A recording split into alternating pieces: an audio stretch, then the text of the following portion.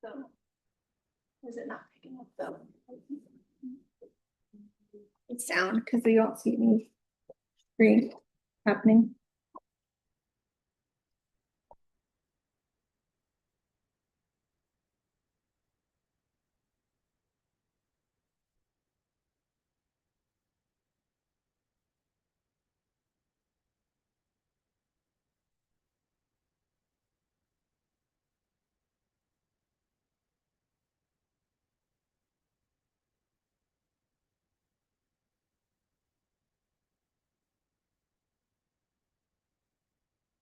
So quiet.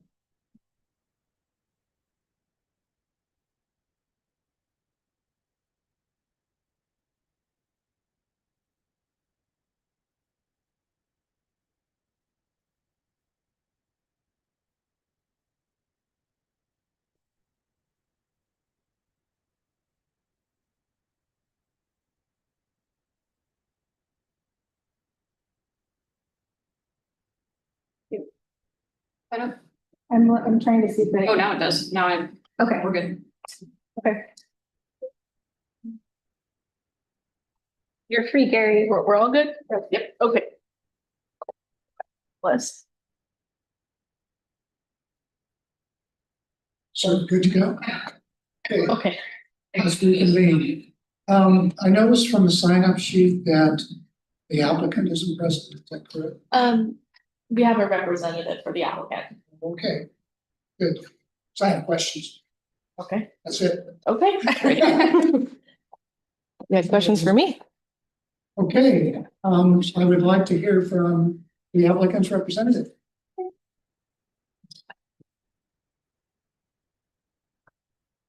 Hi, my name is Shanta and the last name is Potraf. And that is Phothr. How do you pronounce it? Potraf. Kind of a long one. Okay, Perfect.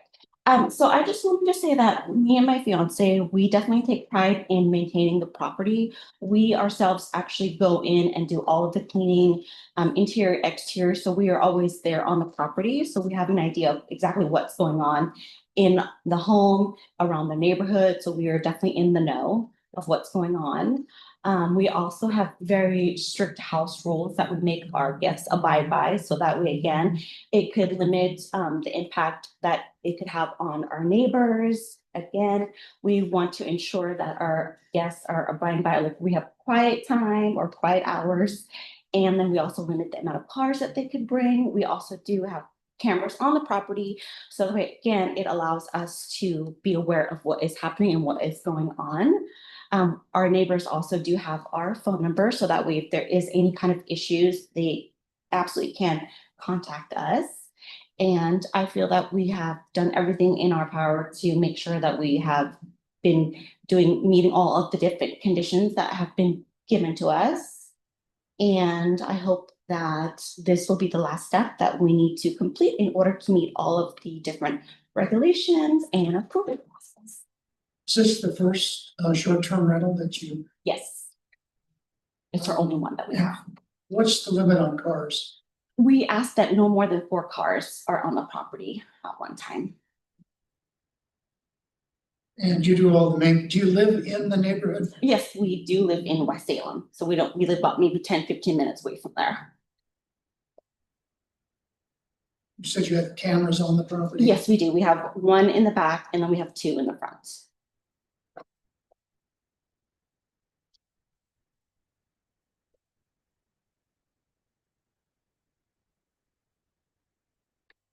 And you you said you did maintenance? Yes, mhm. We clean the inside of the house ourselves, and then again, any maintenance on the outside, we do as well. And you have commercial garbage service? Yes. Service? Sorry, questions I have. Thank you.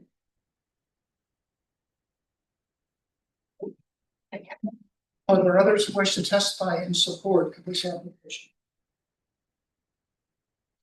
I'd like to hear from Mr. Anderson, representing Neighborhood Association.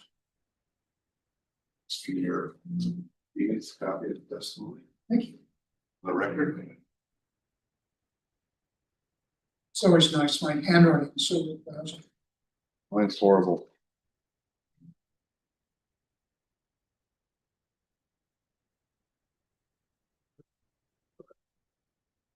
Good evening, Your Honor. My name is Stephen Anderson, West Salem Neighborhood Association Land Use Chair. West Salem Neighborhood Land Association supports the findings of the staff report except for their analysis of the West Salem Neighborhood Association testimony. We request a sixth condition be added under provisions of the otherwise provided in decision clause of SRC 240.005D. So that the conditional use permit terminates upon the sale or lease of the property and not run with the land. If not, we request that this conditional use permit be denied.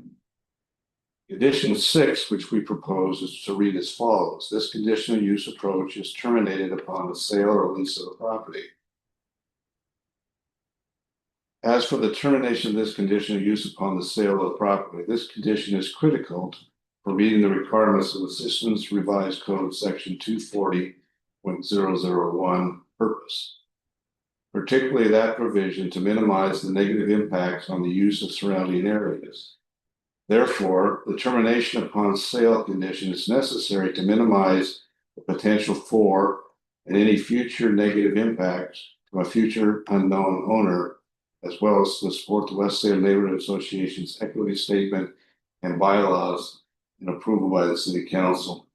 Concern is what the new owner is going to do. Is this going to be sold to a corporate buyer, and that condition continues on not to be reviewed with that sale. This position was offered in testimony by the West Salem Neighborhood Association and an individual in case number CV 2505-925 Terrace Drive, which staff asked to be included in the record. The hearings officer agreed with our testimony and the logic requested those two additional conditions, including the findings of fact, to be included in approval later. This has set a precedence in these matters for including or providing for an additional conditional use approval per section 240.005E, allowing for the termination of a short-term rental conditional use permit upon sale or lease of the property. Simply stated, this will minimize negative impacts to surrounding properties and the community from future unknown owners. That's SRC 240.001. Staff analysis of our testimony simply cites SRC 240.005E. Tonight, they mentioned another SOG citation that was not in their staff report, and we would request that this hearing stay open for 7 days so we can respond to that new citation of code. With no details or analysis, it concludes that the conditional permit just simply states runs with the land with no explanation, no case offered. The otherwise provisions of this statement were ignored.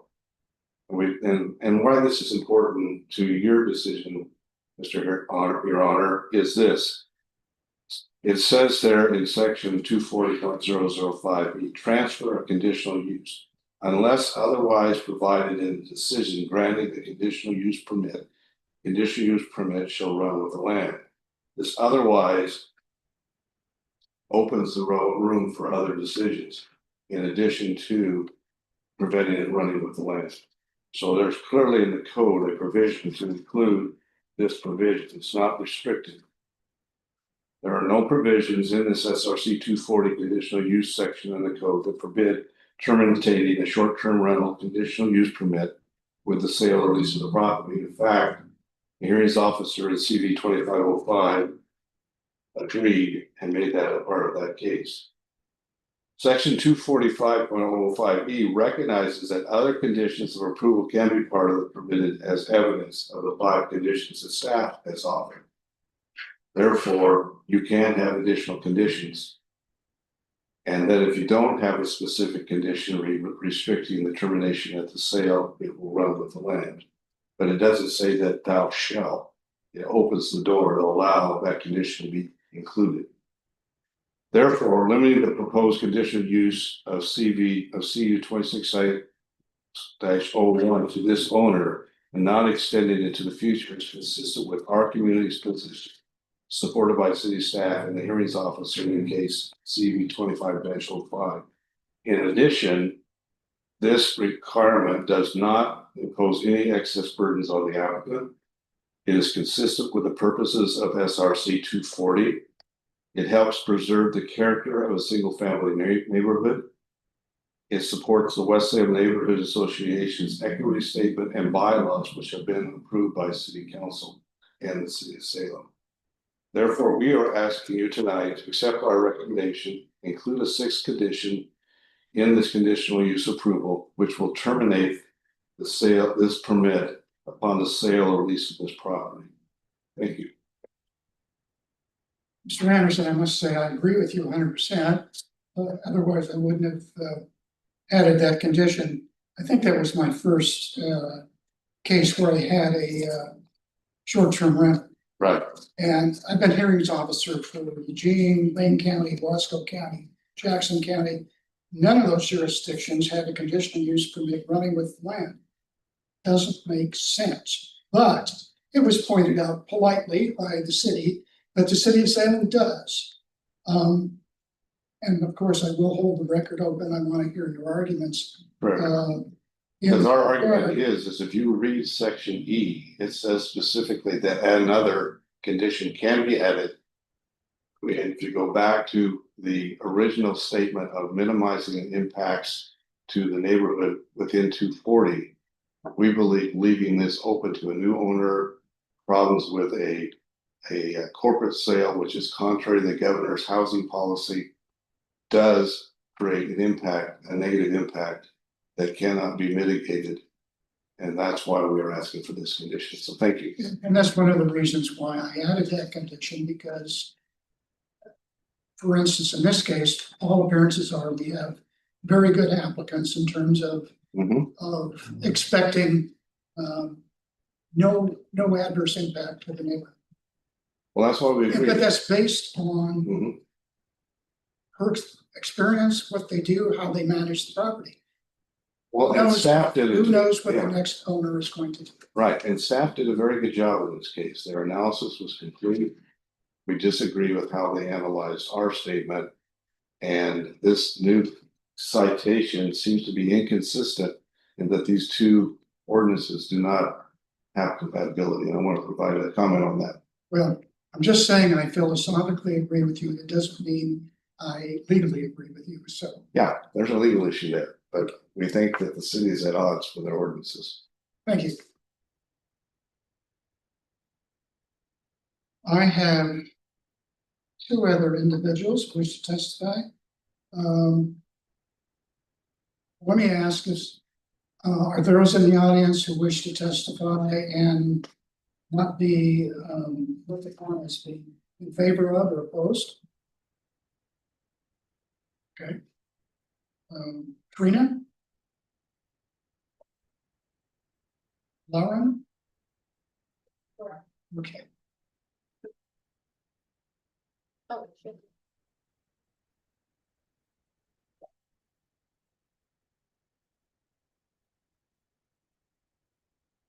Hello, good evening. My name is Corinne Horsey, and my first name is spelled Corryn. Good, Oh, okay. writing that. So I'm in neither support nor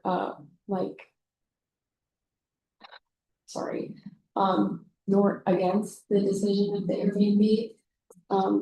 With a few conditions, just I live 2 houses down from the Airbnb at 2474 Pressbrook Drive. And we've noticed throughout the past few years that some of the people who stay at the Airbnb are not great. For example, one of the people, like a group of people were smoking marijuana at like 2 in the morning. And This was a different Airbnb. This is not one on the property, right? so this is one on the property. Okay, so there was an Airbnb on this property in the past.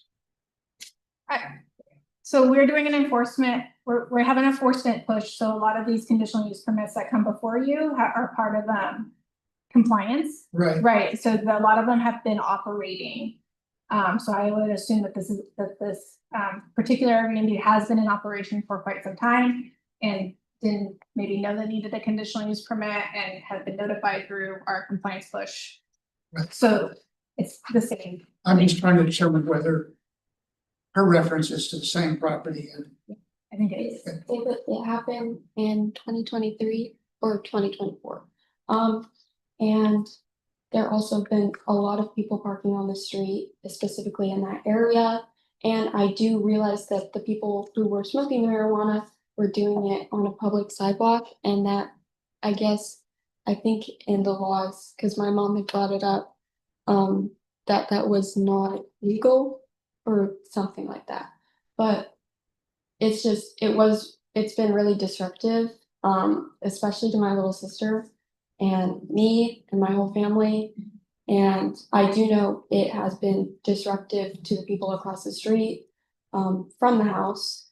And it's just, it also makes it, because you were talking about the length or like the width of the street, and parking on the street definitely causes a lot of, like, you have to be really, really slow, to make sure not to hit anybody, because a lot of kids, or sometimes some kids, play in the neighborhood, and especially earlier, in like 2023 or 2024, and now, and just like for safety and stuff. Yeah, and definitely, like, keep a stricter hand on the car rule, because some people don't respect that rule, and some people also don't respect the quiet hour rule, and definitely don't think of the other neighbors in the actual neighborhood, because some people just think it's their property. So yeah. okay, thank you. Thank you.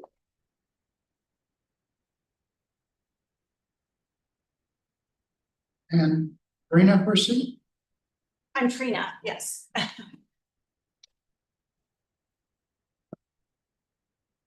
Hi, I'm Trina Horsey, and my first name is spelled Trina, last name Horsey, Horsey.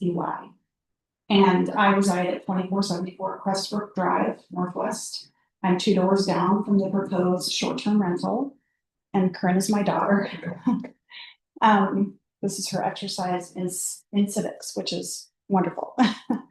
I would like to address a couple of the criteria for the short-term rental, and the first one I'd like to address is the adverse impacts on the neighborhood. My daughter alluded to the noise on multiple occasions. This property's been in operation for about 3 years.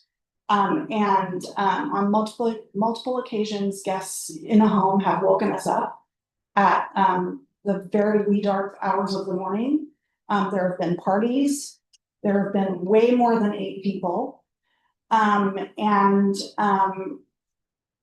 The instances that we've smelled drugs, there's supposed to be no smoking in the home. And so I think residents or guests have to come outside to do that. And very often it's marijuana, and it's on our sidewalks and in front of the kids in the neighborhood, which I find to be not ideal.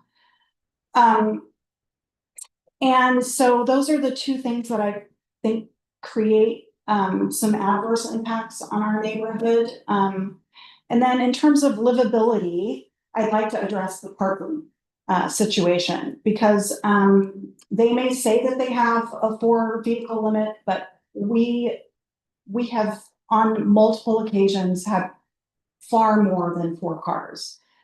There was at one time 8 motorcycles.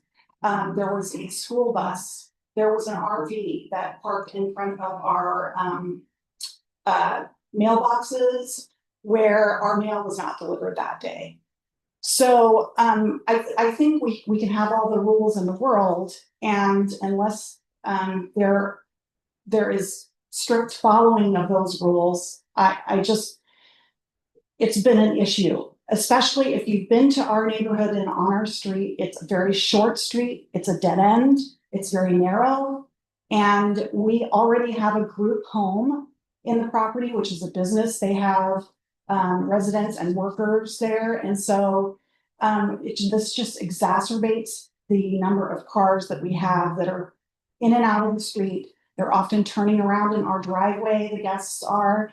And so that addresses my concerns about the impacts on the livability in our neighborhood.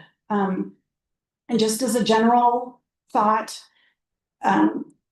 we are concerned about affordability in our neighborhoods, and the lower amount of single family homes available to people who need them is a concern of mine. And I would like to see more inventory and more single family homes be for sale than for short-term rental. And that's personal, but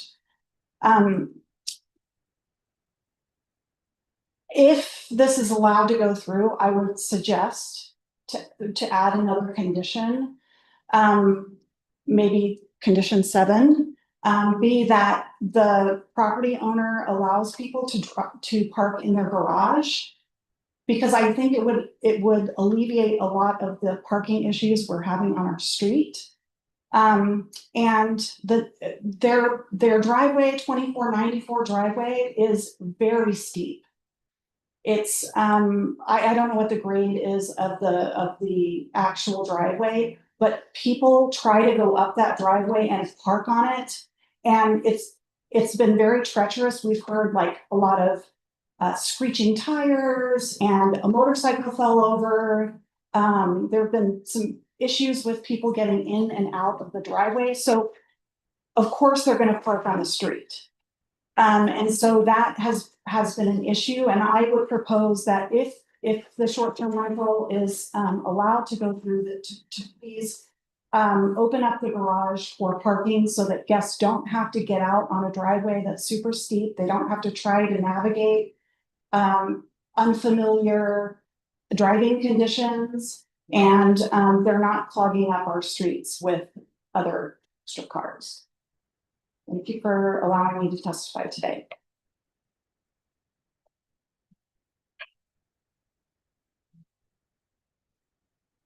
Staff have any comments they wish to address? Uh-oh. Big guns. Alright, Please go to the podium. I am to the podium. Olivia Diaz, current planning manager. I'm available to answer any of your questions if you have any code questions, but I would say that the parking on the street is a hard one, and we don't require parking for houses as the state requires, so that was hard. Well, one question I've asked before is whether or not the garage can be used Yeah. as parking. Or it's, no, it's filled up with junk, which means they have to park on the driveway or in the street. So that's a question I'm going to refer to Yeah. the applicant's From representative. our standpoint, absolutely, and there would be 4 parking spaces. From our standpoint, 4 parking spaces on site to accommodate 4 cars. Right, this issue came up at a hearing I had in Salem, it had to do with an Airbnb, and there was a situation where the driveway was also steep. And during the winter, there's icy conditions, and there's no way they can access the driveway or the garage, so they have to park the street.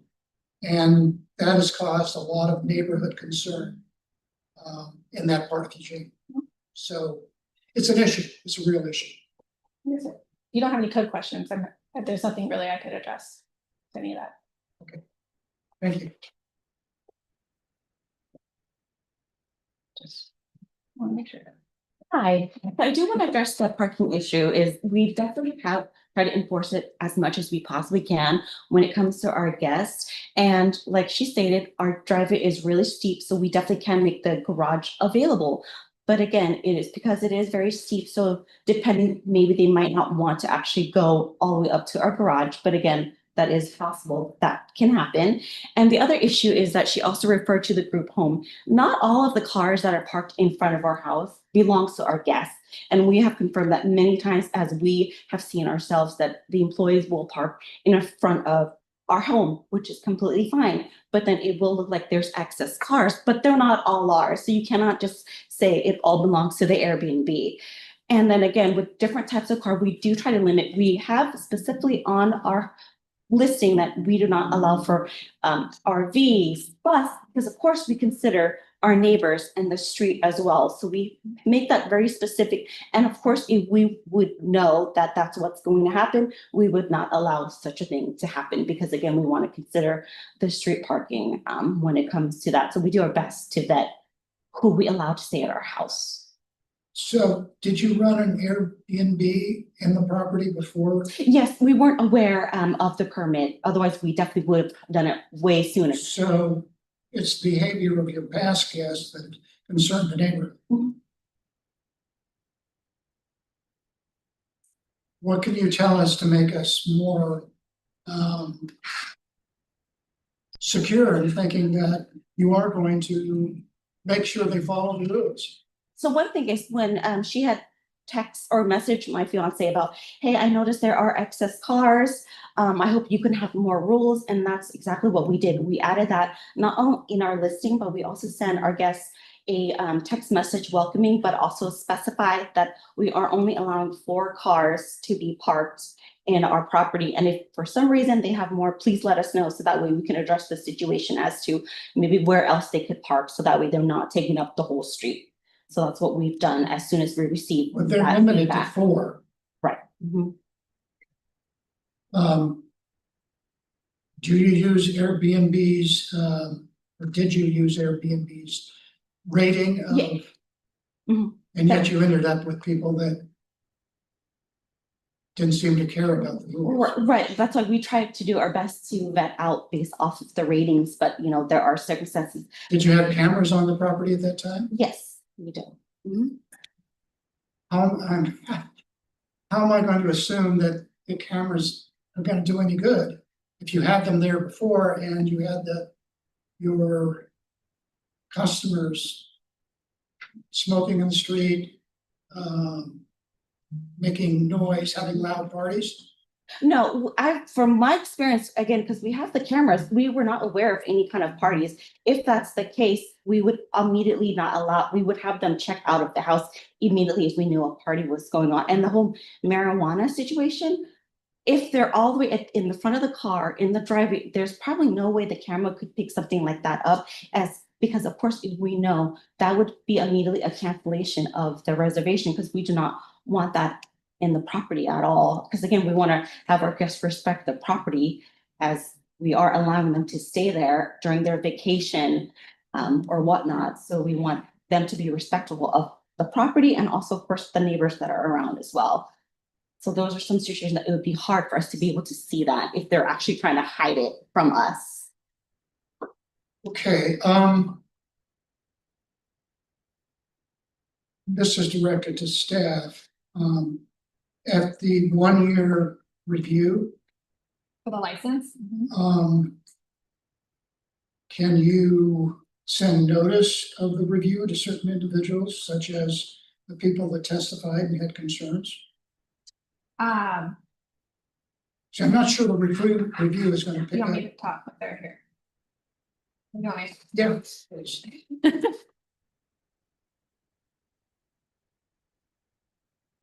Again, Olivia Diaz, current planning manager, maybe an explanation of the process of the renewal process might be helpful, because I don't think that we can particularly send direct notice, but I can talk about the licensing, which is outside of this. So there's a license that she's required to hold every year. They're renewed every year at the beginning of the year.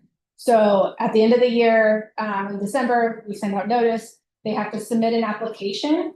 And so and at any point, public record, you can see it on our portal, you can contact a planner.